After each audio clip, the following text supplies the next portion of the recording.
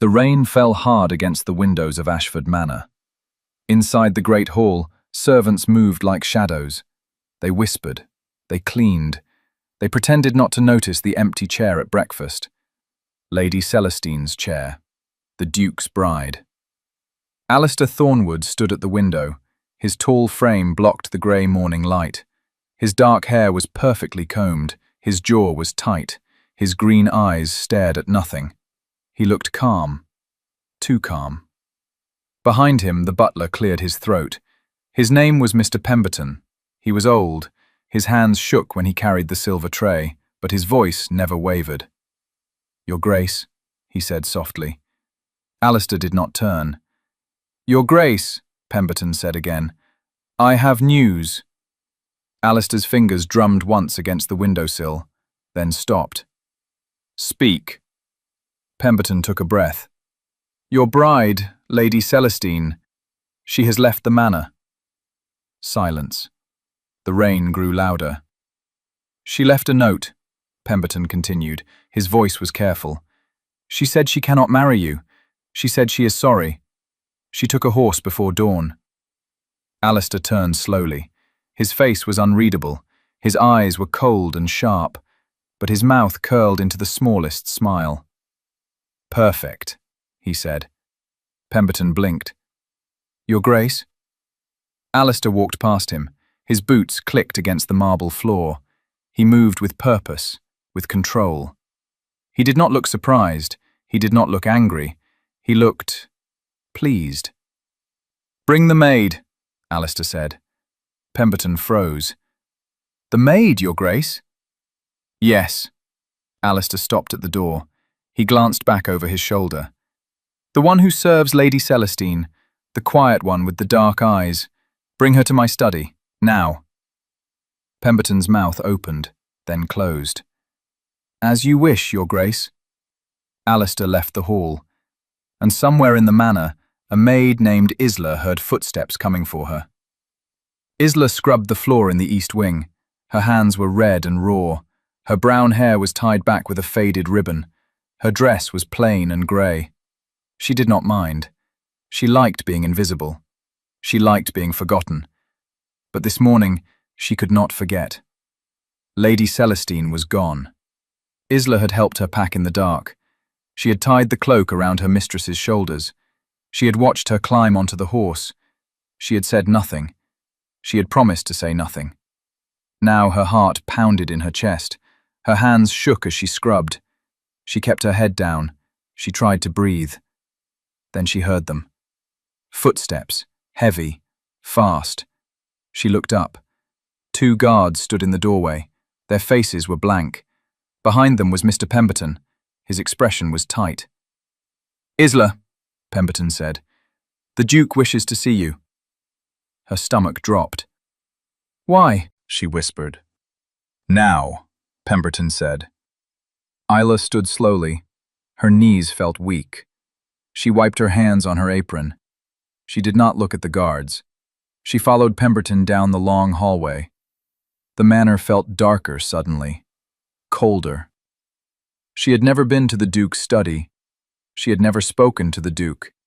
She had only seen him from a distance, tall, silent, powerful. A man who did not smile, a man who did not need to. Now she was being summoned. Her thoughts raced. Did he know? Did someone see her with Lady Celestine? Would he blame her? Pemberton stopped at a tall wooden door. He knocked twice. "Enter," came the Duke's voice. Pemberton opened the door. He gestured for Isla to step inside. She did. The door closed behind her. The study was dark. Heavy curtains blocked the light. A fire crackled in the hearth. Shelves lined the walls, filled with books Isla could not read. A large desk sat in the center. Behind it, the Duke stood with his back to her. "You are Isla," he said. It was not a question. "Yes, Your Grace," she whispered. He turned. His green eyes locked onto hers. Isla's breath caught. She had never been this close to him. She had never felt the weight of his gaze. It was sharp. calculating, like he could see through skin and bone. "You served Lady Celestine," he said. "Yes, Your Grace." "You were loyal to her." Isla hesitated. I did my duties." Alistair walked toward her, slowly. His boots were soft against the carpet. He stopped 3 feet away. He did not blink. "She ran," he said simply. Isla's heart hammered. "I heard." "Did you help her?" Isla's throat tightened. She wanted to lie, but something in his eyes told her he already knew, that he had always known. "Yes," she whispered. Silence. Alistair tilted his head. Then he smiled. It was not warm. It was not kind. But it was not angry either. "Good," he said. Isla blinked. "Your Grace?" "I wanted her to run," Alistair said. He turned and walked back to his desk. He poured himself a glass of dark wine. "Lady Celestine was chosen by my family, not by me. She was afraid of me. She did not want this marriage. Neither did I." Isla stared at him. Her mind struggled to understand. "Then why?" "Why did I agree?" Alistair sipped his wine. "Because duty demands it. Because my name demands it. But now she has run, and I am free." Isla's hands twisted in her apron. "I do not understand." Alistair set the glass down. He leaned against the desk. He studied her like she was a puzzle he was solving. "You will take her place," he said. Isla's blood turned to ice. "What?" "You heard me." I am a maid," Isla stammered. "I am no one, I cannot—" "You can," Alistair interrupted. His voice was calm, final. "You will pretend to be Lady Celestine, for the wedding, for the guests, for my family. No one has seen her face clearly except the servants, and the servants will do as I command." Isla shook her head. "Your Grace, this is madness. I cannot—" "You can," he said again. "And you will." "Why?" Ila's voice cracked. "Why me?" Alistair pushed off the desk. He stepped closer. His eyes softened just slightly, just enough to be dangerous. "Because you are clever," he said. "Because you helped her escape without being caught. Because you are invisible. And because—" he paused. "Because I need someone I can control." Isla felt the words like a slap. "And if I refuse?" Alistair's smile returned. "Then I will tell everyone you helped Lady Celestine flee, that you stole from the manor to fund her escape, that you betrayed your duke. You will be arrested, tried, hanged." Ila's legs nearly gave out. "You would lie," she whispered. "I would not need to," Alistair said softly. "You did help her, and in the eyes of the law, that is treason." Tears burned in Ila's eyes, but she did not let them fall. "What do you want from me?" she asked. Alistair's gaze held hers. "Obedience," he said. "For now." Isla did not sleep that night. She lay in a room she did not recognize, a room that was too big, too clean, too soft. Lady Celestine's room. She stared at the ceiling. Her chest felt tight. Her mind raced. How could this be happening? She was a maid, a nobody, a girl who scrubbed floors and emptied chamber pots. Now she was supposed to be a lady, a bride, a duchess. It was impossible. But the Duke had spoken, and his word was law. The next morning, a woman came to her room. She was older, with sharp eyes and thin lips. Her name was Mrs. Aldridge. She was the head of the household. "Stand," she commanded. Isla stood. Mrs. Aldridge circled her like a hawk. She pulled at Ila's hair. She pinched her shoulders. She clicked her tongue. "You are plain," she said bluntly. "But that can be fixed." Isla said nothing. "The Duke has ordered that you be trained," Mrs. Aldridge continued. "You will learn to walk like a lady, to speak like a lady, to eat like a lady. You will learn everything Lady Celestine was supposed to know. Do you understand?" Yes, Ela whispered. Yes, what? Ela swallowed. Yes, Ma'am. Mrs. Aldridge nodded. Good. We have 3 days before the wedding. We begin now. The lessons were brutal. Ela learned to walk with her shoulders back and her chin high. She learned to hold a teacup without shaking. She learned to curtsy without wobbling. She learned to say please and thank you in a voice that did not sound like begging. She learned to wear a corset so tight she could barely breathe. She learned to smile when she wanted to scream. Mrs. Aldridge was merciless. She corrected every movement, every word, every glance. You are not a maid anymore, she said. You are Lady Celestine. You will behave as such. Ila wanted to argue, but she did not. She was too afraid. On the second day, the Duke came to watch.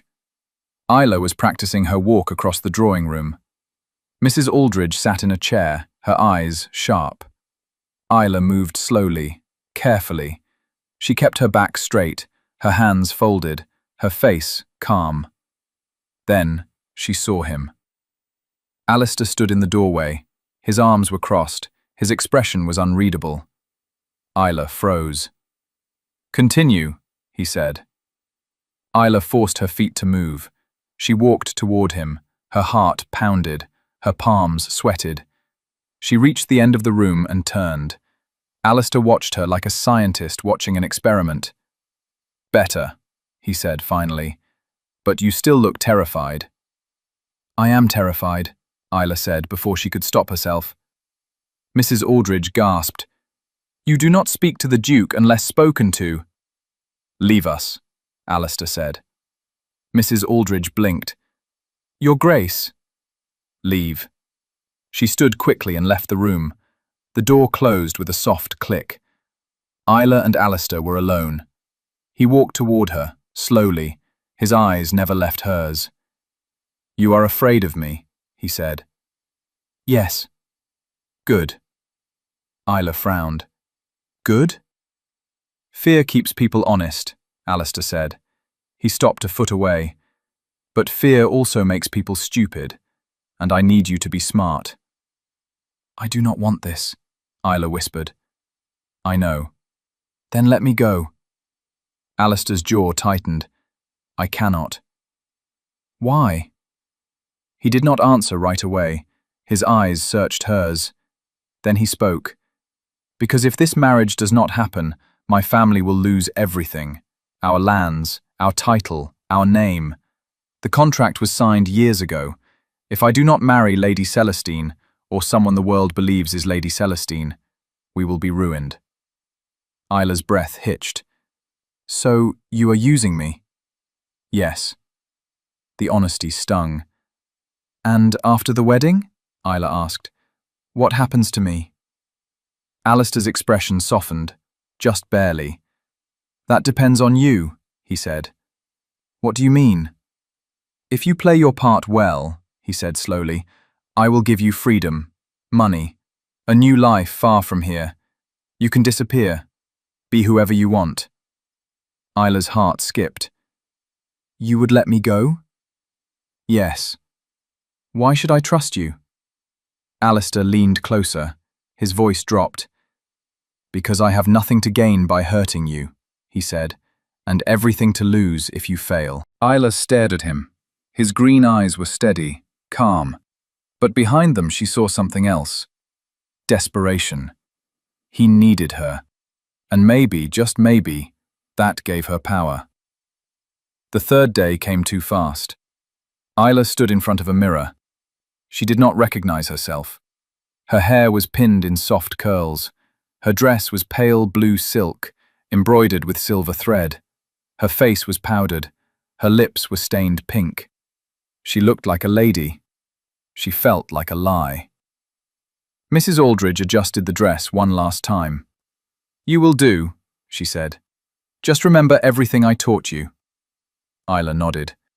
And do not speak unless you must, Mrs. Aldridge added. The less you say, the less you can ruin.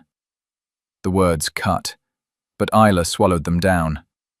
That night, She could not sleep again. She paced the room. Her mind spun. Tomorrow she would stand in front of strangers, in front of the Duke's family, in front of a priest.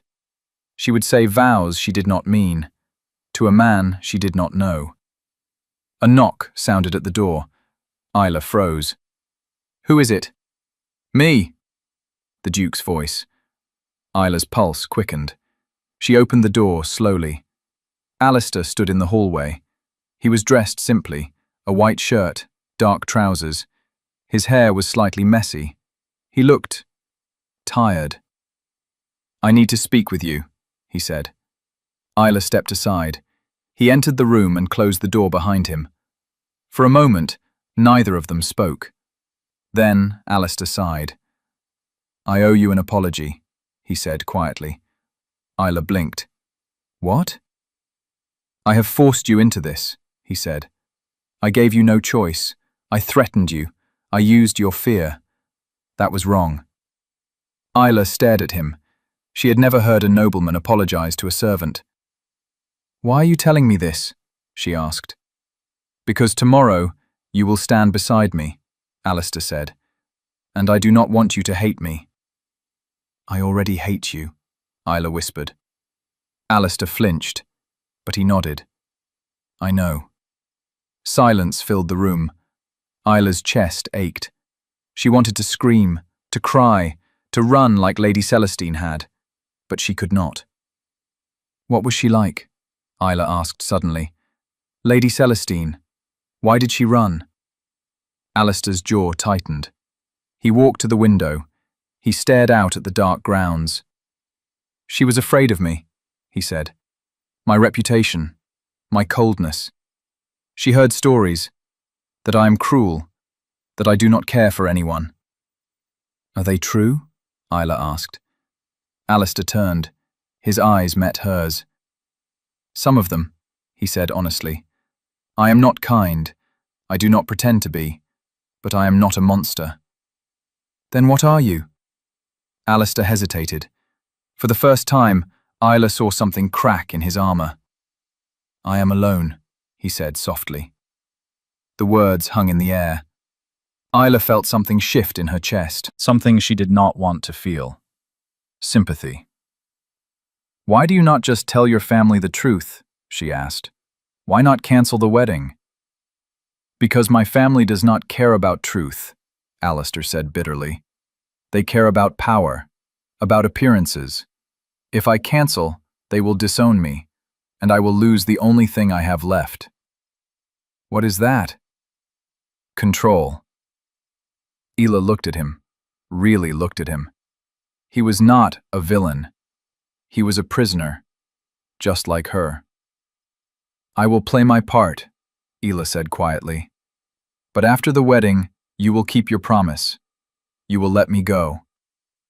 Alistair nodded. "I will." "And you will not hurt me." "I will not." Isla searched his face. She did not trust him, not fully, but she believed him, for now. "Then we have a deal," she said. Alistair extended his hand. Isla shook it. His grip was firm, warm, and for just a second, neither of them let go.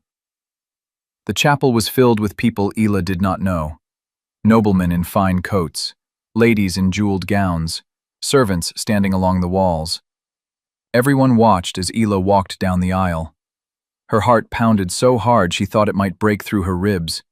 She kept her eyes forward. Her hands gripped a bouquet of white roses. Her dress trailed behind her like a river of silk. She did not look at the faces. She looked at him. Alistair stood at the altar. He wore a black coat with silver buttons. His hair was perfectly combed. His expression was calm, but his eyes were locked on hers, and in them, she saw something she had not expected. Gratitude. Isla reached the altar. Alistair offered his hand. She took it. The priest began to speak. His voice was deep and steady. Isla barely heard the words. Her mind was spinning. Her body felt numb. This was not real. This could not be real. But then Alistair spoke. I, Alistair Thornwood, take you, Celestine, to be my wife." His voice was firm, clear. The priest turned to Ela. "And do you, Lady Celestine, take this man to be your husband?" Ela's throat closed. She felt the eyes of the crowd on her. She felt the weight of the lie pressing down on her chest. She opened her mouth. Nothing came out. Alistair's grip tightened slightly. Not hard, just enough to ground her. "I do," Ela whispered. The priest smiled. "Then, by the power vested in me, I now pronounce you husband and wife." The crowd erupted in applause. Alistair leaned in. His lips brushed her ear. "Breathe," he whispered.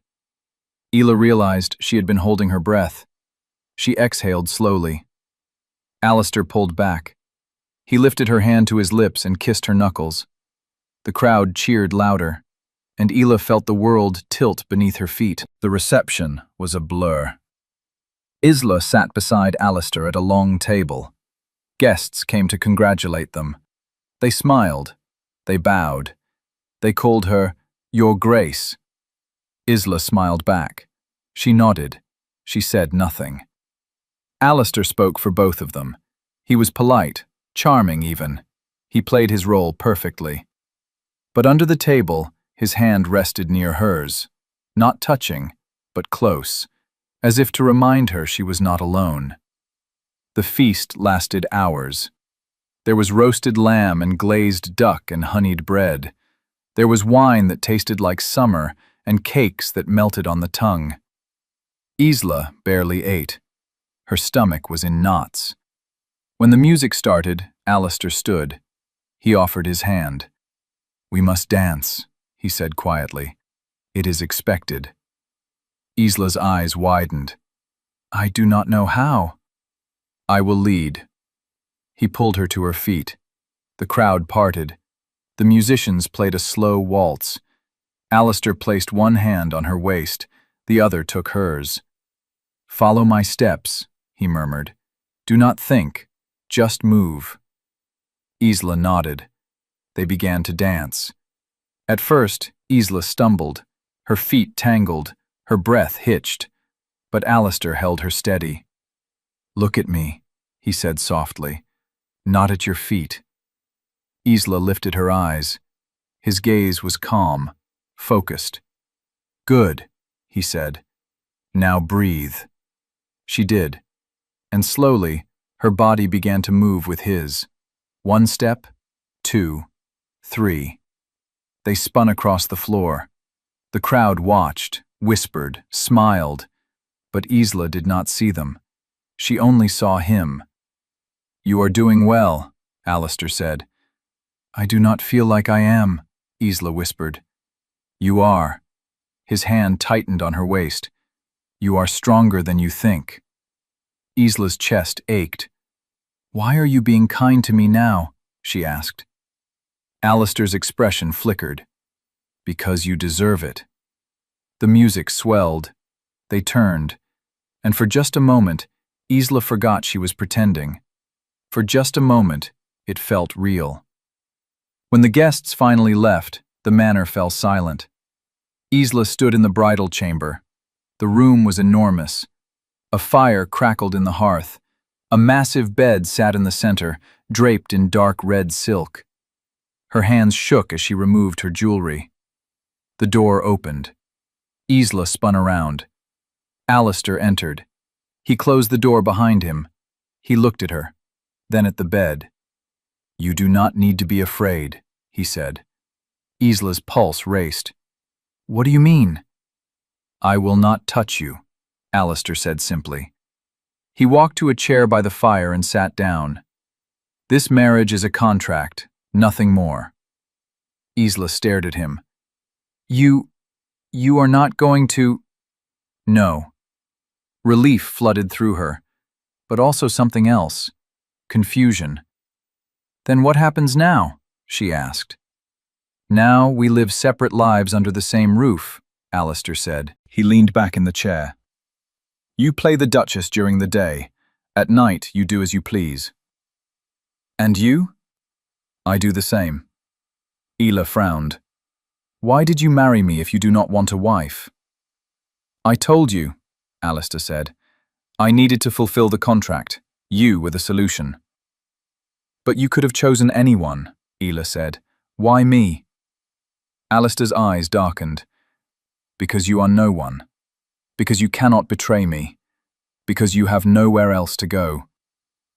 The words stung, but they were true. Ela turned away. She walked to the window. Outside, the moon was full and bright. I hate this, she whispered. I know. I hate you. I know that too. Ela closed her eyes. But I will keep my promise, Alistair said. 6 months. That is all I need. After that, you will be free. Ela turned to look at him. Why 6 months? Because by then the contract will be fulfilled, Alistair said. My family will be satisfied, and I can quietly arrange for your disappearance. The world will think you died in an accident. You will be given a new name, a new life, far from here. Ela's heart twisted. You have thought of everything, she said bitterly. I had to. Silence fell between them. Then Alistair stood. He walked toward the door. You may take the bed, he said. I will sleep in my study. You do not have to. I do, Alistair said. He paused at the door. Good night, Ela. He left. And Ela stood alone in the bridal chamber. She did not cry. She did not scream. She simply sat on the edge of the bed and stared at the fire, and wondered how she had ended up here. The first week passed slowly. Ela played her role. She smiled at servants. She took tea in the drawing room. She wore dresses that cost more than her entire life. She was the Duchess of Ashford, at least to the world. But at night, she was still just Ela. Alistair kept his distance. He was polite, courteous, but cold. They spoke only when necessary. They dined together in silence. They walked past each other in the halls like strangers. It was easier that way, or so Ela told herself. But then things began to change. It started small. One morning, Ela found a book on her breakfast tray. It was a novel, a romance, the kind she had once stolen glances at in the manor library. There was no note, but she knew who had left it. Another day, she found a new cloak in her wardrobe. It was lined with fur, warm and soft. Still no note, but she knew. Ela did not thank him. She did not acknowledge the gifts, but she used them, and she wondered why he was doing it. One evening, Ela walked through the gardens. The air was cool. The flowers were beginning to bloom. She found a bench beneath a willow tree and sat down. She opened the novel. She read for an hour, lost in a world that was not hers. Then she heard footsteps. She looked up. Alistair stood at the edge of the garden. He was dressed simply. His coat was unbuttoned. His hair was slightly windblown. I did not mean to disturb you, he said. You are not, Ela said carefully. Alistair hesitated. Then he walked closer. May I sit? Ela nodded. He sat on the other end of the bench. He did not speak. He simply looked at the garden. Thank you for the book, Ela said quietly. You are welcome. Why did you give it to me? Alistair glanced at her. You looked bored. Ela almost smiled. I was. Silence settled between them, but it was not uncomfortable. Do you read often? Ela asked. When I have time, Alistair said, which is not often. What do you read? History, philosophy, things that help me understand the world. Ela tilted her head. Do they help? Alistair's mouth quirked. No. This time, Ela did smile. Alistair noticed. His eyes softened. You should smile more, he said. I have little reason to. That is fair. They sat in silence a little longer. Then Alistair spoke again. I know this is not the life you wanted, he said, "but I hope it is not entirely unbearable." Isla looked at him, really looked at him. He was not cruel. He was not cold. He was just tired. "It is not unbearable," Isla admitted, "but it is strange." "How so?" "I do not know who I am anymore," Isla said. "I am not a maid, but I am not truly a duchess. I am in between." Alistair nodded slowly. "I understand." "Do you?" "I have spent my entire life being someone I am not," Alistair said. "I am the Duke, the heir, the man everyone expects me to be. But I do not know who I am beneath that." Isla's chest tightened. "That sounds lonely," she whispered. "It is." Their eyes met, and for the first time, Isla saw him. Not the Duke, not her captor, just a man who was just as trapped as she was. "Alistair," she said softly. He blinked. "You called me by my name. Was I not supposed to?" "No," he said. I liked it." Isla's heart skipped. She stood quickly. "I should go inside." "Of course." She turned to leave, but then she stopped. "Alistair?" "Yes?" "Thank you." He looked at her, confused. "For what?" "For not being the monster I thought you were." Isla did not wait for his response. She walked back to the manor, and behind her, Alistair sat alone in the garden. His heart was pounding, and he did not understand why. 2 weeks after the wedding, Alistair's family arrived. Isla's stomach twisted when she heard the news. "They are coming tomorrow," Alistair said. They stood in his study. His expression was tight. "My mother, my brother, my aunt, they will expect to meet you." "What do I say?" Isla asked. "As little as possible," Alistair said. "Let me do the talking." "What if they suspect?" "They will not," Alistair said firmly. "You have played the part perfectly so far." Isla was not so sure.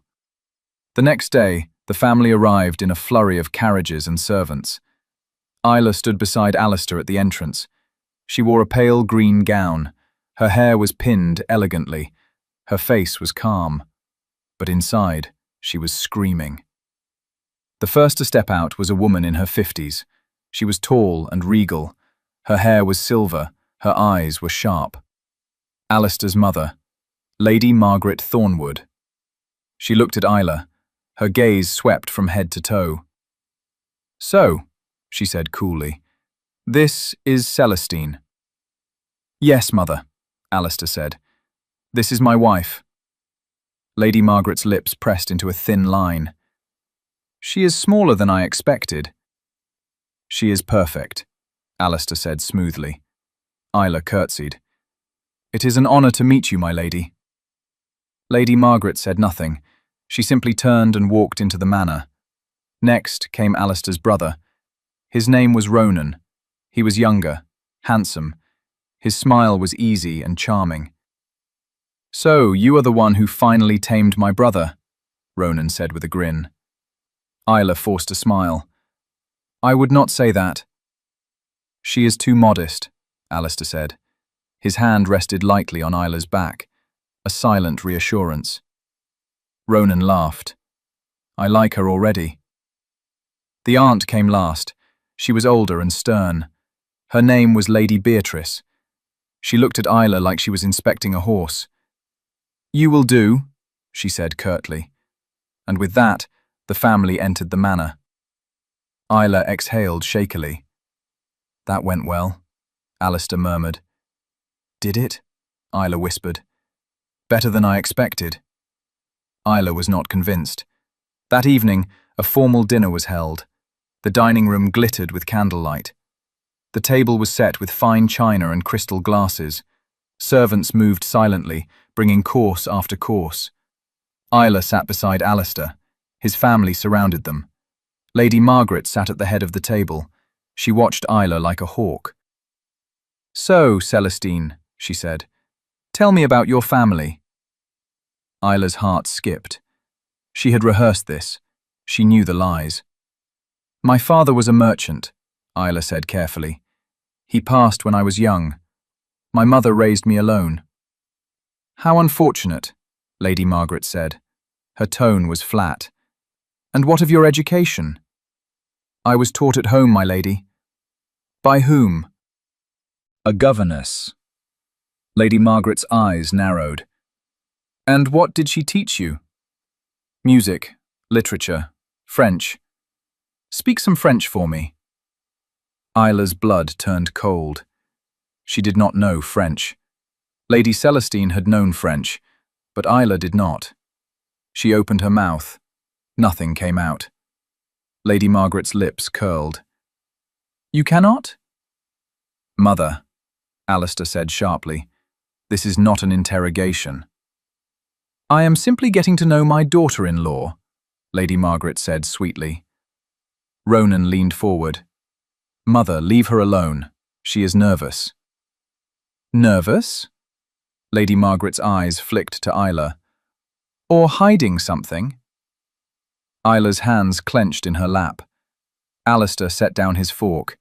His voice was ice. That is enough. Lady Margaret raised an eyebrow. You defend her quickly. She is my wife, Alistair said. I will defend her always. The table fell silent. Lady Margaret stared at her son. Then she smiled coldly. Very well. She returned to her meal. But Isla could feel her eyes on her for the rest of the night. After dinner, Isla escaped to the garden. She could not breathe in that house, could not think. Lady Margaret suspected something. Isla was sure of it. She paced beneath the willow tree. Her hands shook. Isla, she turned. Alistair stood at the garden entrance. His face was shadowed. You should not have come out here alone, he said. I needed air. I know. He walked toward her. You did well tonight. I almost failed. But you did not. Isla shook her head. Your mother knows something is wrong. She suspects, Alistair corrected, but she does not know. She will find out, Isla whispered. And then what happens to me? Alistair stopped in front of her. His eyes were serious. I will not let her hurt you, he said.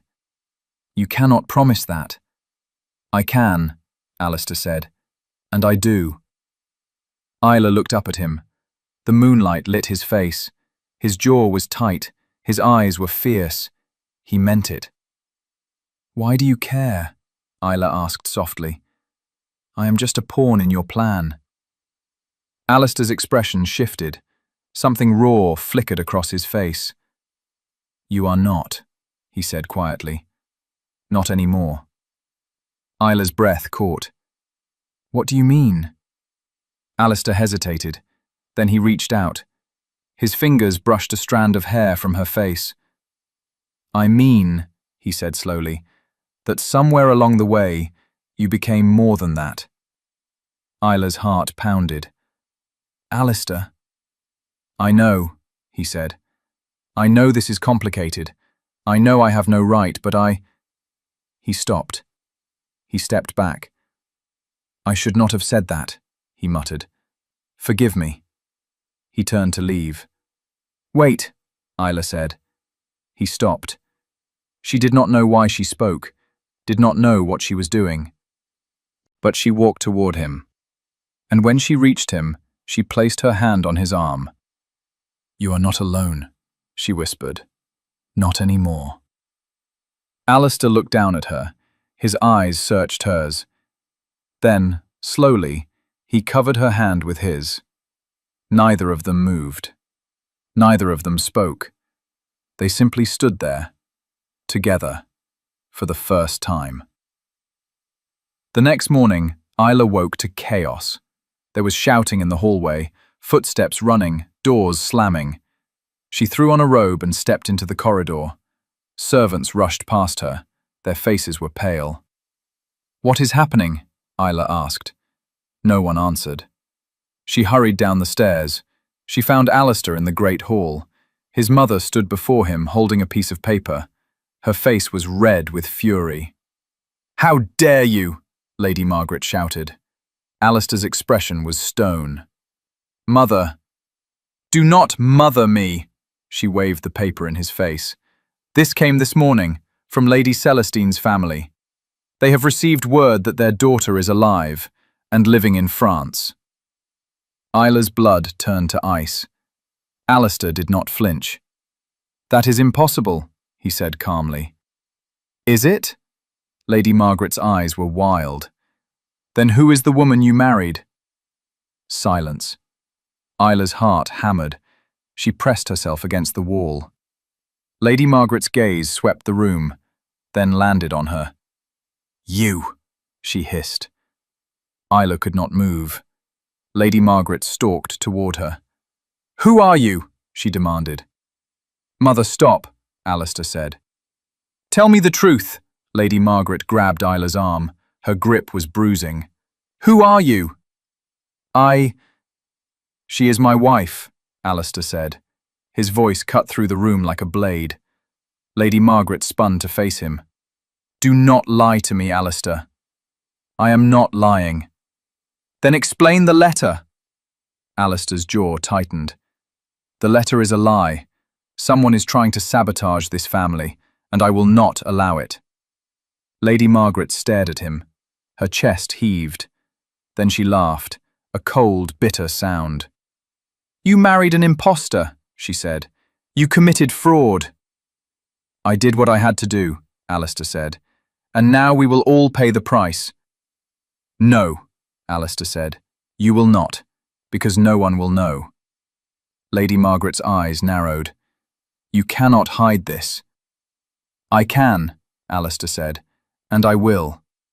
He walked to Isla. He took her hand. "We are leaving," he said. "Alistair." "Now." He pulled Isla toward the door. "If you leave," Lady Margaret called after them, "you will be disowned. You will lose everything." Alistair paused. He looked back at his mother. "Then I lose everything," he said, and he walked out of the manor. Isla's mind spun. She could barely keep up. "Alistair, what are you doing?" "Saving you," he said.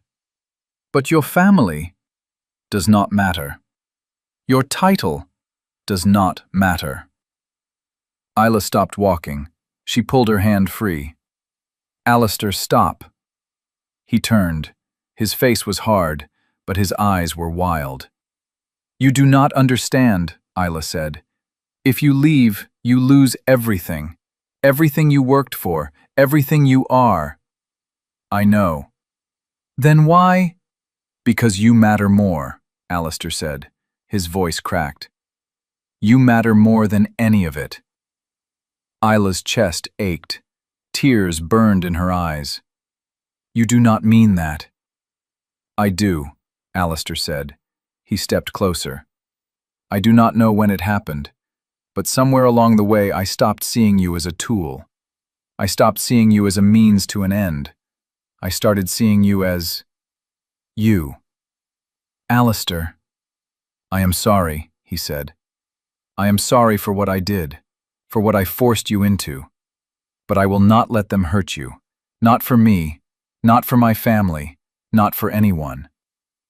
Isla's tears spilled over. "Where will we go?" she whispered.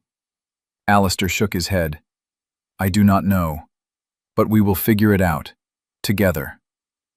Isla searched his eyes, saw the truth there. He meant it. He was willing to lose everything. For her. "Okay," she whispered. Alistair exhaled. Relief flooded his face. He took her hand again, and they ran. They took one horse, one bag of clothes, a small pouch of money. That was all.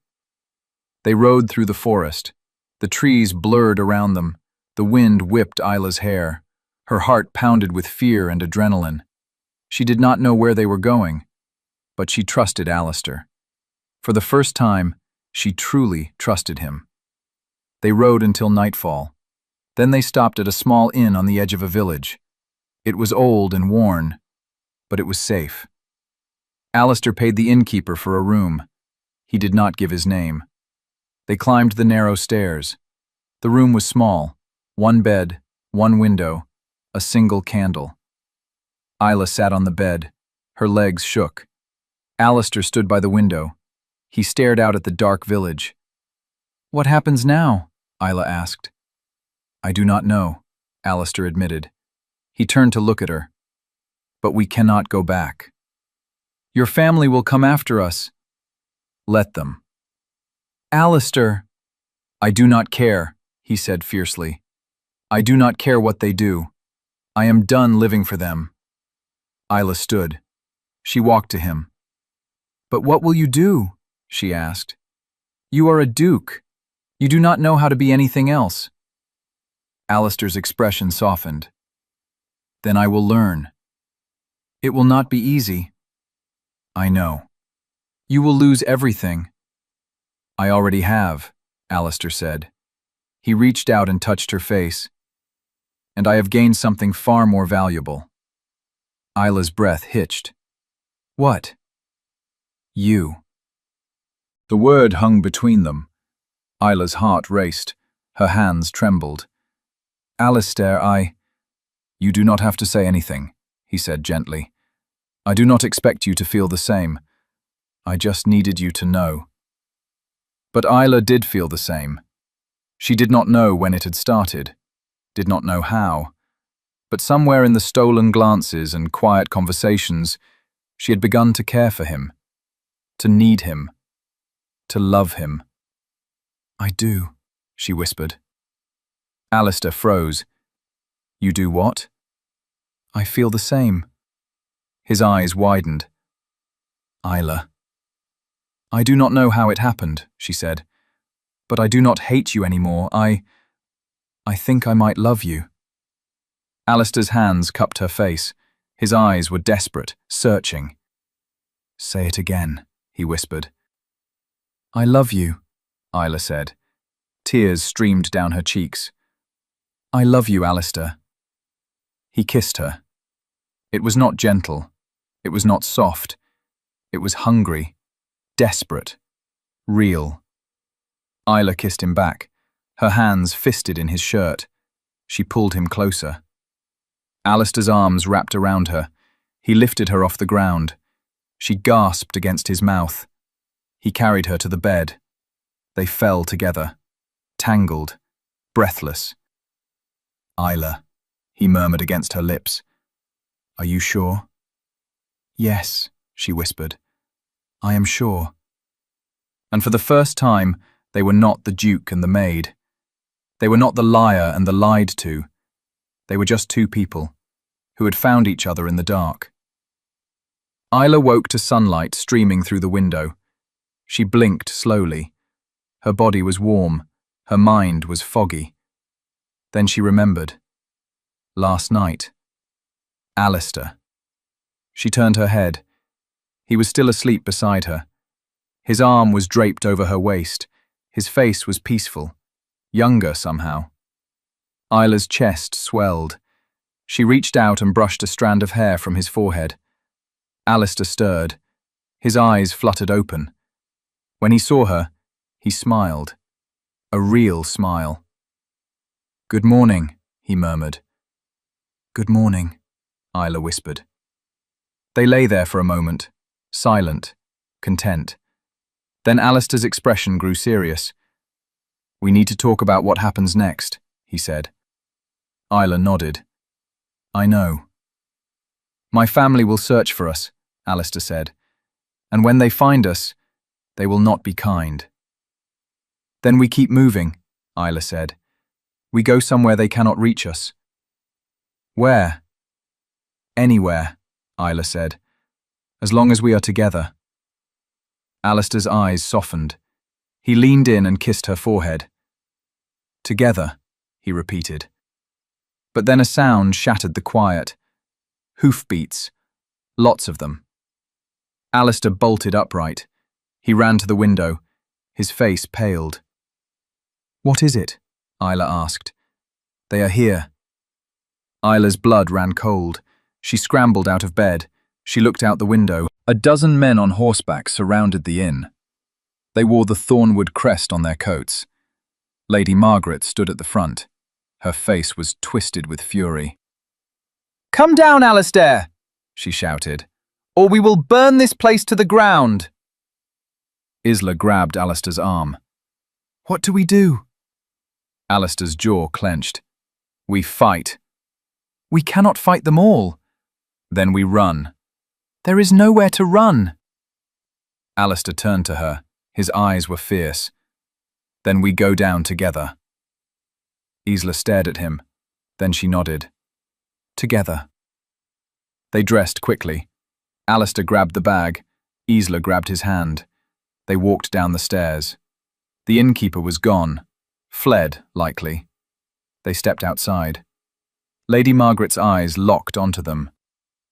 "So," she said coldly, "you thought you could run from your duty." "I thought I could run from you," Alistair said. Lady Margaret's lips curled. "And who is this girl you have chosen over your family?" "She is my wife," Alistair said. "She is a fraud." "She is mine." Lady Margaret's face twisted. "You have shamed this family. You have destroyed everything we built." "You built it on lies," Alistair said. "I want no part of it." "Then you will have nothing." "Good." Lady Margaret raised her hand. The men dismounted. They moved toward Alistair and Isla. Isla's heart pounded. She looked at Alistair. He squeezed her hand. "Do not let go," he whispered. "I will not." The men advanced, but then a voice rang out. "Stop!" Everyone froze. A figure stepped forward from behind the horses. It was a woman, tall, elegant. Her face was pale but determined. Isla's breath caught. It was Lady Celestine. "Celestine!" Lady Margaret gasped. The real Lady Celestine walked forward. Her cloak billowed behind her. Her eyes were sharp. "Mother," she said calmly, "call off your men." Lady Margaret stared. You are alive." "Obviously." "But the letter was from me," Celestine said. She stopped in front of Isla and Alistair. Her gaze swept over them. "I sent it to stop this madness." Lady Margaret's face turned red. "You ran from your duty." "I ran from a marriage I did not want," Celestine said, "and I do not regret it." "You have humiliated this family." "No," Celestine said. "You have, by forcing me into a union I despised, by caring more about power than people." Lady Margaret opened her mouth, then closed it. Celestine turned to Alistair. "I owe you an apology." Alistair frowned. "For what?" "For running," Celestine said. "For leaving you to clean up my mess." "You owed me nothing," Alistair said quietly. "I did not want the marriage either." Celestine smiled sadly. "I know. That is why I came back, to set things right." She turned to Lady Margaret. "I am officially dissolving the marriage contract," Celestine said. "My family has agreed. The agreement is void." Lady Margaret's eyes widened. "You cannot—" "I can," Celestine said. "And I have." She pulled a document from her cloak. She handed it to Lady Margaret. Lady Margaret read it. Her hands shook. "This means—" "It means you have no hold over Alistair," Celestine said. "He is free." Lady Margaret looked up. Her face was pale, defeated. "You have ruined us," she whispered. "No," Celestine said. "I have freed you." She turned back to Isla and Alistair. "You are free to go," she said. "Both of you." Isla stared at her. Tears blurred her vision. "Why?" she whispered. "Why would you do this?" Celestine smiled. "Because I know what it is like to be trapped, and I would not wish that on anyone." She looked at Alistair. especially not someone who is in love. Alistair's throat tightened. He nodded. "Thank you," he said. Celestine inclined her head. Then she turned and walked back to her horse. She mounted gracefully. She looked down at Lady Margaret. "Goodbye, Mother," she said. "I hope you find peace." And she rode away. Lady Margaret stood frozen. Her men looked uncertain. Alistair stepped forward. "Go home," he said to his mother. "You have no power here." Lady Margaret's eyes filled with tears, but she said nothing. She turned. She mounted her horse, and she left. The men followed, and just like that, it was over.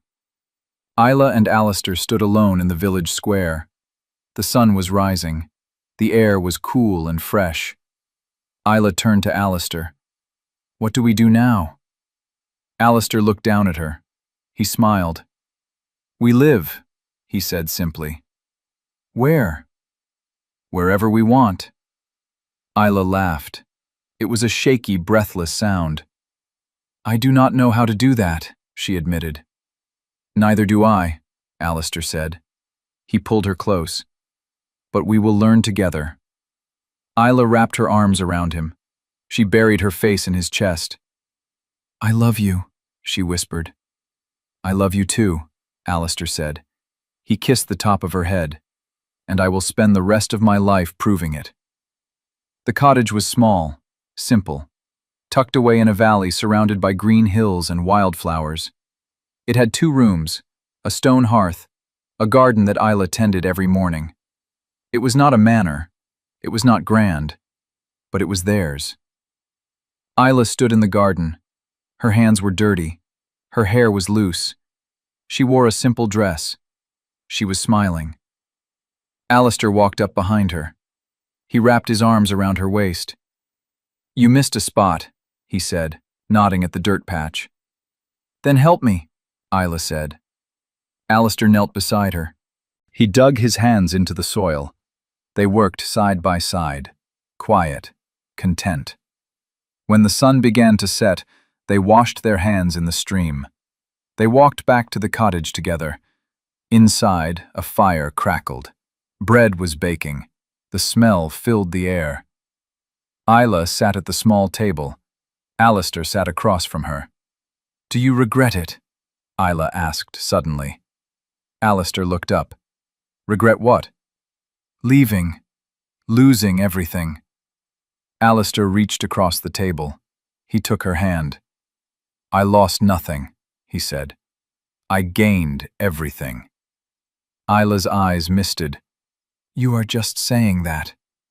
"I am not," Alistair said. He squeezed her hand. "I have never been happier than I am right now. With you." Isla smiled. Tears slipped down her cheeks. "I love you," she whispered. "I love you more," Alistair said. "Impossible." "Wanna bet?" Isla laughed. Alistair grinned. They ate dinner by the fire. They talked about nothing and everything. They laughed. They were free. They were together. And they were happy. That night they lay in bed. The window was open. A cool breeze drifted in. Stars glittered in the sky. Isla rested her head on Alistair's chest. His arms were wrapped around her. "Do you think they will come after us?" Isla asked quietly. "No," Alistair said. "My family has moved on. They found another match, another title. They do not need me anymore." "And Lady Celestine?" "She is happy, last I heard," Alistair said. "She married a painter. They live in Italy." Isla smiled. "Good for her." "Good for us," Alistair said. He kissed her hair. "We all got our happy ending." Isla closed her eyes. She listened to his heartbeat. "I never thought I would have this," she whispered. "A home, love, freedom." "Neither did I," Alistair said.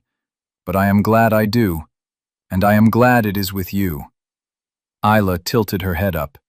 She kissed him softly. "Forever?" she asked. Alistair smiled against her lips. Forever, he promised. 1 year later, a letter arrived at the cottage. It was sealed with red wax. The handwriting was elegant. Isla opened it carefully. Inside was a single page. It read, "Dear Isla and Alistair, I hope this letter finds you well. I wanted to write to tell you that I am expecting a child. My husband is over the moon. We are building a life filled with love and laughter. I often think of you both, of the courage it took to leave everything behind, of the love that made it possible.